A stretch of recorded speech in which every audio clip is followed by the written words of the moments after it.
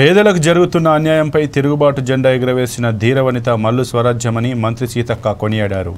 భూమి కోసం, భుక్తి కోసం, వెట్టి చాకిరీ విముక్తి కోసం జీవితాంతం పోరాడారన్నారు. ఆమె జీవితం ఎంతో మందికి స్ఫూర్తిదాయకమన్నారు. అఖిల భారత ప్రజాతంత్ర మహిళా సంఘం ఆధ్వర్యంలో బుధవారం సుందరయ్య విజ్ఞాన కేంద్రంలో మల్లు స్వరాజ్యం 3వ వర్ధంతి సభ నిర్వహించారు. ఈ కార్యక్రమంలో మంత్రి సీతక్క పాల్గొన్నారు.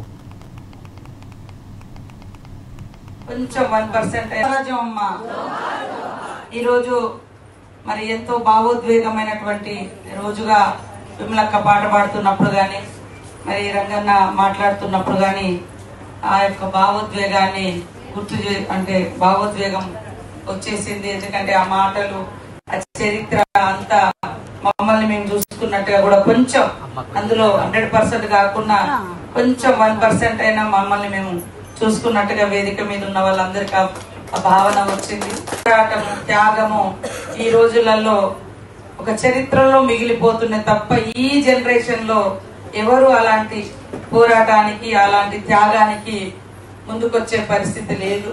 కానీ ఆమె చరిత్ర చూస్తే ఒక ఉన్నత కుటుంబంలో పుట్టి, ఒక అగ్రకులంలో పుట్టి, వందలాది ఎకరాల ఆస్తి పాస్తులు ఉండి, మరి ఈరోజు పేదలకు జరుగుతున్నటువంటి అన్యాయం పైన తిరుగుబాటు జెండా ఎగిరేసి, మరి మామ అటు నర్సంపేట కానీ అటు మా ఏరియాలలో కూడా కమాండర్ గా పనిచేసినటువంటి చరిత్ర.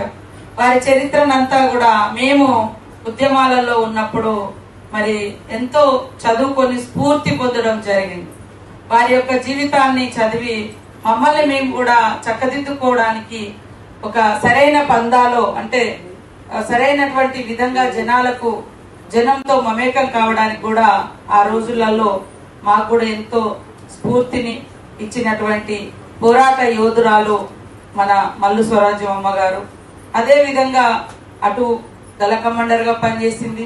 తర్వాత ఎన్నికల పందాలోకి వచ్చి ఎమ్మెల్యేగా కూడా అయింది.